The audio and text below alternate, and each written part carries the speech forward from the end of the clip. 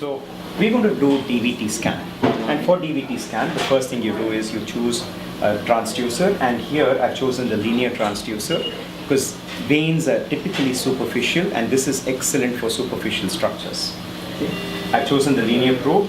We preset in this instance is venous. I put the patient's ID in, and then I'm going to put some gel, and away we go. The next thing is how to keep the probe orientation or transducer orientation. For DVT scan, it is always best to start off in a transverse plane and perpendicular to the skin. So transverse could mean the probe marker could either face the 9 o'clock or the 3 o'clock. The convention is the probe marker always faces the 9 o'clock position, whether it's the left leg or the right leg. So probe marker facing 9 o'clock or the right side, and I'm going to keep the probe somewhere on the patient's skin. Okay? And the first step is you always want to find a structure that you can readily recognize. And here what I'm looking for are some vascular structures which are anechoic or black. And I can't see anything. So what do I do now? Slide the probe up and down. And as I said before, I do it in a sort of a zigzag fashion or a circular movement. So in this instance, I'm just going to go up and down in a zigzag fashion till I start seeing some anechoic structures, and there they are. Okay? So here's an anechoic structure. You always optimize the technical aspects, the gain settings. The gain is set in such a way that structures that should be black are black, and structures that should be white are white. Okay? This is an example of increased gain because the structure that should be black is actually white. Okay, you can see lots of echoes. Now I don't want that, and this is an example of low gain. Everything is black. Even these structures here are all black. So how do I optimize it? Structures that should be black are black. So I'm increasing the gain in such a way that these structures here are black and these structures here are white.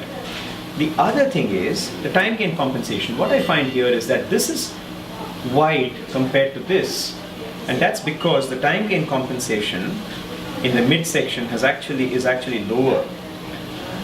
Okay, so now this is the optimal gain as well as the optimal time gain compensation. Next, the depth. The depth must always be optimized for the structure of interest. The structure of interest is this one. Therefore, I only need a depth up to here, so which is about 2 centimeters and a bit. I have double the depth. So what do? As I reduce the depth, you'll find that the resolution, you can see the image much better. Okay? And the depth both the depth and the gain must be constantly changed depending on what your finding is. Right at the beginning, have a deep depth because you want to see all the structures. And once you get the vein in the middle, so here I've got the vein there in the middle, then you can decrease the depth just for the structure of interest. Okay? The first image that you want is the saphenofemoral junction or the Mickey Mouse sign. For the saphenofemoral junction, at the level of the saphenofemoral junction, as I said, the vein and the artery are in a side-by-side orientation. Here, what you can see is the structure that is compressible is the vein, and the structure that's not compressible is the artery, and they are not in a side-by-side orientation, they are in an anterior-posterior orientation. The artery is anterior to the vein. From venous anatomy, we know that the saphenofemoral junction is going to be superior or cephalad to this level. So what do? The first step is I move the probe in such a way that this structure comes to the center, which is here. So what do? I move towards the structure. So there, I've slid the probe gradually, and now this structure is in the middle. Then I want the saphenofemoral junction. This is, firstly, I'm going to position the structure of interest in the middle of my screen, and then I'm slowly going to go cephalad. I'm sliding the probe cephalad till I find the nice Mickey Mouse sign for the saphenofemoral junction. And what is this? This here is the saphenous vein. This is the common femoral vein, and this is the femoral artery. You can see that the femoral artery is pulsating, but that is not the only sign of the artery. You can have, sometimes you can have venous pulsations because of transmitted pulsations or bad tricuspid regurgitation or something. What you have to do in addition to looking for the pulse, what you can do is you can put color Doppler, and this has continuous flow, whereas this has pulsatile flow, and you can put pulse wave Doppler in each of the three vessels. So this is continuous flow, this over the artery is pulsatile flow, and this over the saphenous vein is continuous flow. Okay, anyway, going back to the saphenofemoral junction, the next step that I'm going to do is compressibility. You apply pressure in such a way that the vein is completely compressible. So focus it bang in the middle. So the vein, the common femoral vein must be in the middle of the screen so that it's just under the middle of the probe, and then apply some firm downward pressure very gradually till it completely obliterates. Now this vein is fully compressible. This vein is fully compressible, and that's what it shows. Okay. Next, you put color Doppler and look for any filling defects within the vein. Next, you put pulse wave Doppler and look for phasic variations in flow. See, that's during inspiration and that's during expiration. You can see that there are good phasic variations, and that means that there is no proximal clot. That's the saphenofemoral junction there. Now this here, I've tilted the transducer cephalad or towards the head, and what you can see is I can still see the femoral artery and the femoral vein in a side-by-side position, but I am not able to see the saphenous vein. This is not an appropriate saphenofemoral junction. So here what I do now is I'm slowly going to tilt the transducer back caudad or towards the legs, and now I'm getting the saphenous vein, and you should actually get, in the same shot, you should get the communication between the saphenous vein and the femoral vein, and on Doppler you can actually see that communication beautifully. Okay, now the next thing I'm going to do, I've applied compression and I'm satisfied that there is full compression of the vein. Prepare the leg with gel around the medial aspect like this, so that I don't have to lift the probe. It's very, very important that we follow the vein down its path, and the way to do that is, now that's the vein, always keep the structure of interest in the center of the probe. Then I'm now slowly going to slide the probe inferiorly or caudad. So now, as I'm moving down, I find that the vein is going off to one side. So what do? I go to that side, okay, medially, and I've brought it back to the center. I go down, and again, it's gone off medially.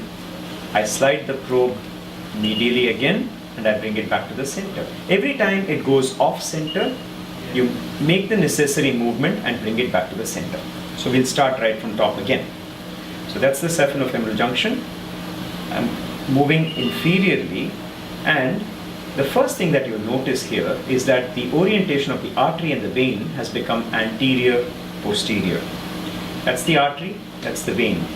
In the saphenofemoral junction, going back there, it's artery, vein, medial, lateral, inferior in the thigh, anterior and posterior, the artery and the vein. This is the femoral vein, this is the femoral artery, and again what you do is you apply compression and make sure that it's fully compressible. You also look for the echogenicity within the vein and make sure there's nothing. Go down again, and as you go down, what you'll notice is that the vein is starting to go deeper and deeper. So this depth is clearly not enough, so I am going to increase the depth. Okay, that's too much. It's probably too much too. Okay, this is a depth that's good. It's gone off center.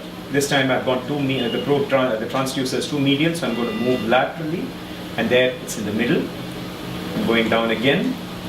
Okay, again, depth is too shallow. Okay, bang in the middle.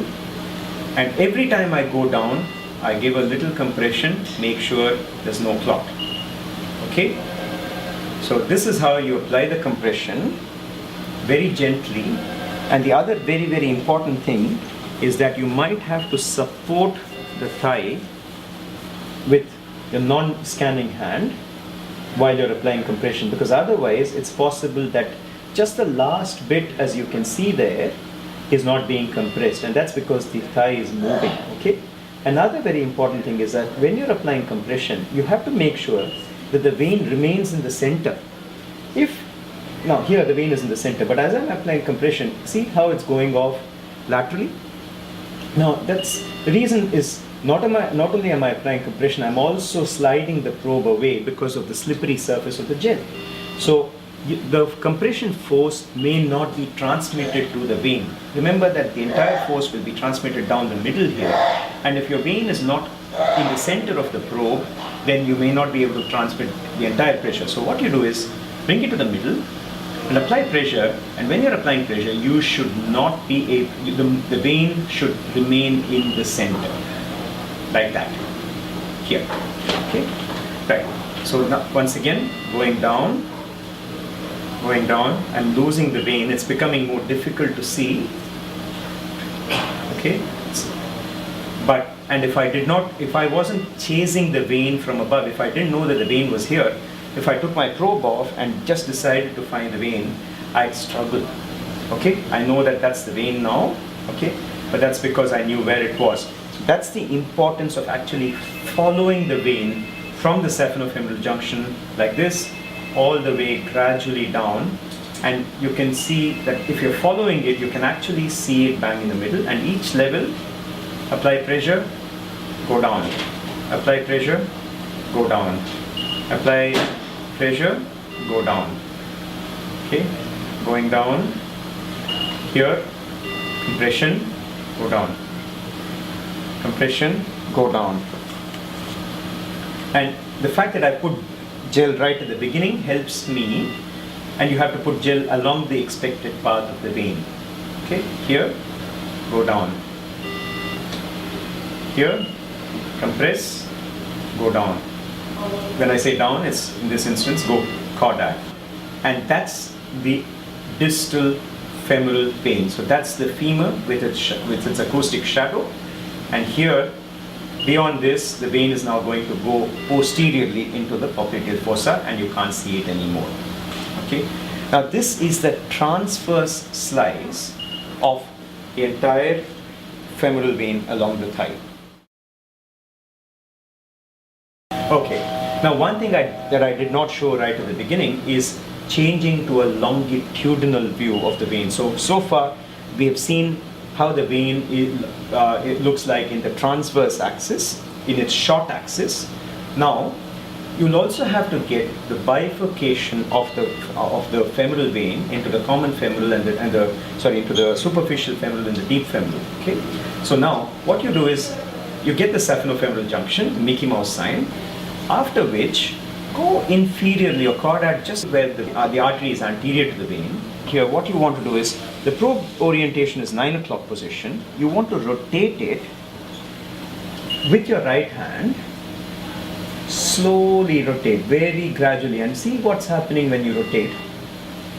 The vein is slowly changing its shape from circular to longitudinal. And see what's happening. As I'm rotating, the vein is becoming longer and longer, more cylindrical instead of circular. Okay, so there, slowly, I haven't finished yet. And what I'm doing is, you always have to make sure that this is bang in the middle of the screen as you're rotating. Okay, and you want to capture this bifurcation here that you can see, okay? And if I put color Doppler, you can see the bifurcation beautifully. Okay. So this is a shot that is quite challenging for trainees to get. And the tips that I can give you are, I'm going back to the transverse axis. So somewhere along, just between the cephalofemoral junction here and the proximal upper femoral vein, so it's maybe around here, start rotating the probe and typically use your right hand, use your left hand to stabilize the probe and the right hand to do the rotation. And slowly, slowly, slowly rotate. Now if you lose the vein, like this, bring it back to the middle. Secondly, if you're oblique, you've lost the vein, just stop, get it back here and then start the rotation again.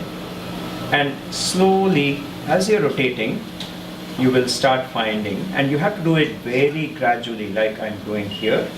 And see, I've lost it. So what I've done, I'm going back.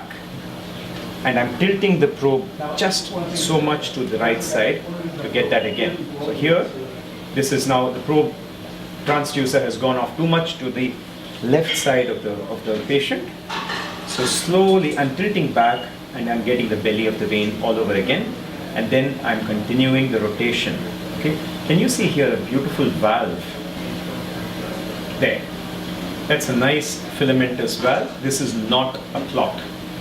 Okay, if I zoom on it, that's how a valve looks like in the vein. It's nice and long and filamentous. Do not mistake this for a clot.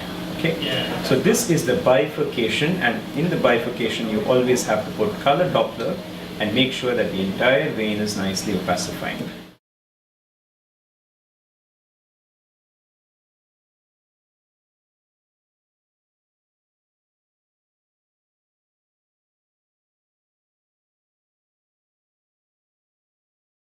The next step I'm going to show is the popliteal vein. The popliteal vein is in the popliteal fossa. It is posterior to the artery. We are going to access the popliteal fossa from posteriorly, which means that the first structure that will come is the posterior structure, and therefore the vein will actually be superficial compared to the artery. Okay. For this, if it's a conscious patient, you'll have to ask the patient to bend the knees about 20 degrees, and the other thing you should ask them to do is to slightly externally rotate at the hip so that you have good access. Okay. Then you keep the probe marker, same thing, probe marker faces the 9 o'clock position, and keep the probe marker somewhere in the popliteal fossa. Okay. Now, and try same concept, just like with every other thing.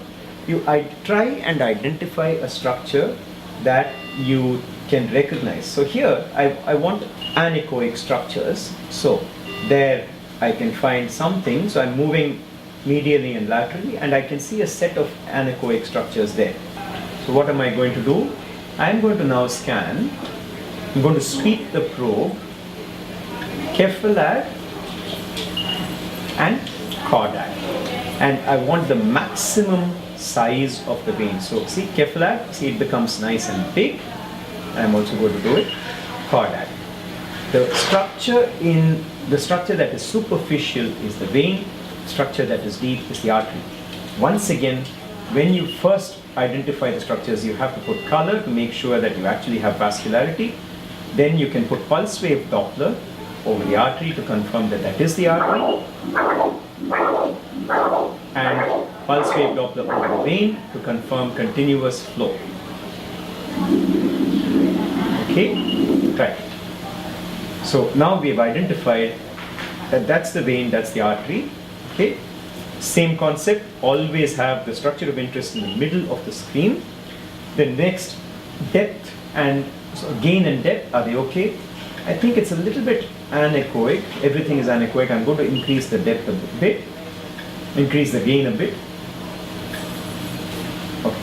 And then the next thing is, I want to know whether there is any echogenic material within the vein, which I can't see, and I'm going to apply compression. And for compression, when you're applying compression, you'll have to support the leg with the non-scanning hand and slowly and gently apply the compression. and it compresses fully. Okay, see, very gradually apply compression and it compresses fully. That's what you want to see. Now, if you do not support it with a non-scanning hand, it's quite easy to actually get it displaced. Okay, even a little bit of movement of the knee is enough, and you won't be able to demonstrate the compression. So you always have to support with a non-scanning hand and apply compression. And once again, when you're applying compression, make sure that you're not moving away as well. You keep the vein in the center of the screen. Okay, so now we have demonstrated compressibility. Next, put color Doppler, okay, and put pulse wave Doppler, and you look for augmentation, the augmentation maneuver. So what I'm going to do is a very mild pressure over the cuff, and see, this immediately increases the flow.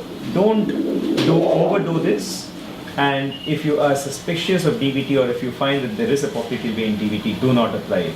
Okay, it can be tremendously painful. You can see augmentation on color Doppler. So here I put color Doppler, and I'm now going to apply the augmentation maneuver, and see, as soon as I press, you can see a burst of color coming into that vein. Okay, but pulse wave Doppler is much easier to show. Just a couple of tips with the popliteal vein, especially in unconscious patients. What can happen is, when you keep the probe first time, the weight of the leg may make the vein hit hard against the probe, and that can actually cause a compression. And you'll notice here, I can't see anything at all. Okay, I can see the popliteal artery, but I can't really see the popliteal vein. And the reason for that is the weight of the leg is actually enough to produce pressure to compress the vein. And in this instance, what I'm going to do is I'm going to lift the leg up, and there the vein has come into view. Or the other thing you could do is to actually withdraw the probe back posteriorly, and that has removed the weight of the leg, and you can see that now you can see the popliteal vein. So what you were seeing before was actually a compressed popliteal vein, so there is no DVT. Now if there is a DVT, that phenomenon will not happen, but when you have normal vein, the weight of the leg, particularly for the popliteal vein, is enough to actually compress it completely. I'm just going to briefly show how the cephalofemoral junction on the left side looks like. Once again, the probe transducer always faces the right side, which is 9 o'clock position. Somewhere along the groin, I'm going to keep the probe facing perpendicularly down, and I'm going to look for an anechoic structure. So there, I can find a couple of anechoic structures. Let me confirm that they're both vascular. So yes, they are. Okay. Now, anterior, posterior, therefore now there's sort of a zigzag. In this instance, I'm not going to do the zigzag because I've actually found the anechoic structure there. And I'm just going to follow it carefully, slowly,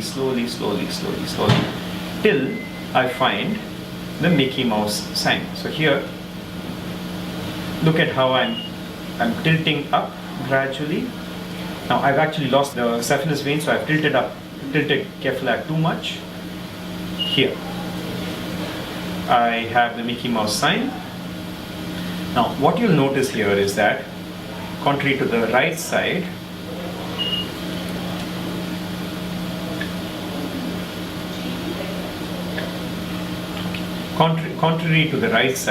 the artery, so whether it's left or the right side, the artery is always lateral, okay?